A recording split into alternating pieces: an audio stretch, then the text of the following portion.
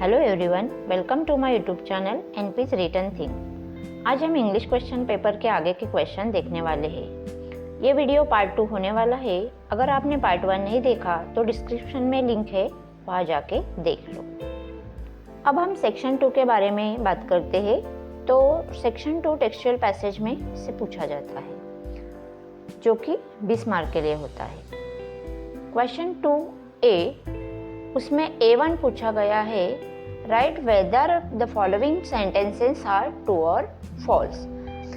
तो इसके जो आंसर है वो पैसेज में से ढूंढ के लिखना होता है। कभी कभार यहाँ पे कंप्लीट द सेंटेंस, कभी फिल इन द ब्लैंक्स, तो कभी कंप्लीट द डायग्राम जैसे क्वेश्चन भी पूछे जाते हैं और उसके आंसर आपको पैसेज में से ढूंढ के लिखना होता है। A2 जो एक्टिविटी यहाँ पे पूछी गई है, कंप्लीट द फॉलोइंग वेब, यहाँ पे A1 जैसे क्वेश्चन पूछे जा सकते हैं, जिसके आंसर आपको पैसेज में से ढूंढ के लिखने होता है। A3 में पूछा गया है, complete the following sentences by using the correct form of the phrases from the bracket. यहाँ पे ऑप्शन दिए हुए हैं, to complain of, at the end of, to set out for, in search of। First one पूछा गया है, there is an old Shiv temple dash the village। यहाँ पे उसका आंसर होगा at the end of।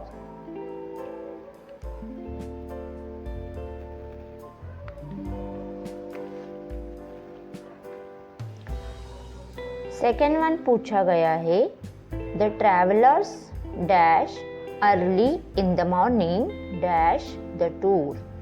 उसका आंसर रहेगा got up to set out for.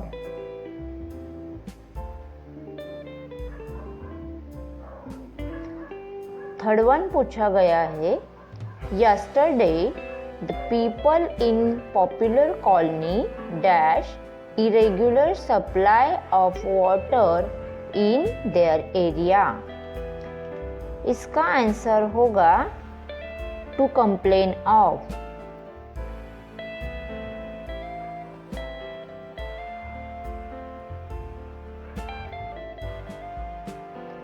Fourth one में पूछा गया है, the farmer left his farm dash his lost cow। उसका आंसर होगा in search of।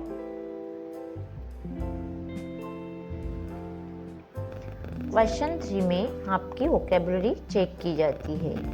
यहाँ पे आपके इंग्लिश का नॉलेज देखा जाएगा। A3 में सिनोनिम्स, एंटोनिम्स या फिर नाउन, एडजेक्टिव जैसे क्वेश्चन पूछे जा सकते हैं। A4, do as directed। First one है, Mrs Srivastava had to do some shopping। वहाँ पर हमें पूछा गया है, पिक आउट द इन्फिनेटिव, तो इसका आंसर है to do। सेकेंड वन में पूछा है, I heard a complaint। begin the sentence with a complaint dash। यहाँ पे हमें एक्टिव का पैसिव पूछा गया है, तो इसका आंसर होगा a complaint was heard by me।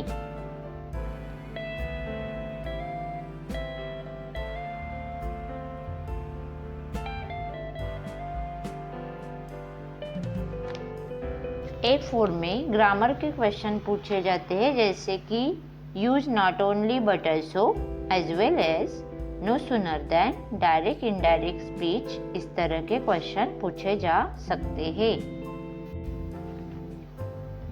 A5 में पर्सनल रिस्पॉन्स पूछा जाता है, जिसका आंसर आपको आपके चॉइस से लिखना होता है। यहाँ पे बी टेक्सचुअल पैसेज में से रहता है, तो B1 और B2 A1 और A2 की तरह पूछे जाते हैं। B3 भी A3 की तरह ही होता है, यहाँ पर पूछा गया है एंटोनिम्स यानी कि अपोजिट वर्ड। तो फर्स्ट वन है बैड, जो आपको पैसेज में से ढूंढ के लिखना होता है, जिसका आंसर है गुड। सेकेंड वन है हैप्पी, जिसका आंसर है अनहैप्पी। थर्ड वन है नेवर, जिसका आंसर है ऑलवेज। फोर्थ वन है ऑप्टिमिस्टिक, जिसका आंसर है pessimistic. B4 do as directed, जो कि A4 की तरह ही होता है। यहाँ पे पूछा गया है Shweta is a very beautiful girl, make it exclamatory. तो यहाँ पे मैं एक्सक्लामेटरी करने को बोला है, जिसका आंसर होगा what a beautiful girl Shweta is.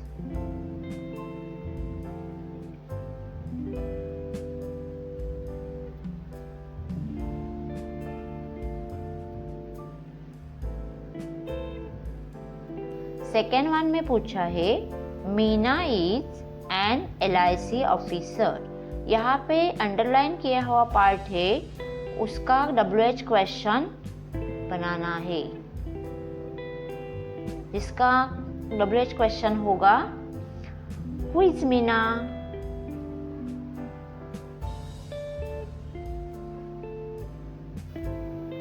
B5 A5 की तरह ही होता है, जिसका आंसर आपको अपने हिसाब से लिखना होता है।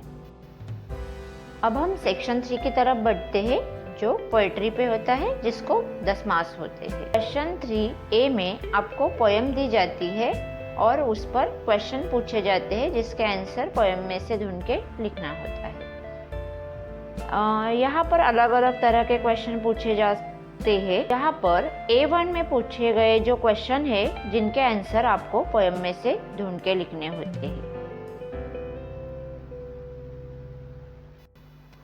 A2 में आपको एक वेब दी गई है, जिसके आंसर आपको पोएम में मिलेंगे। A3 में आपको राइमिंग वर्ड्स पूछे गए हैं, जो आपको पोएम में से ढूंढ के लिखना है। फर्स्ट वन है हेयर, जिसका आंसर आएगा फेयर। सेकेंड वन है माइन, जिसका आंसर वाइन।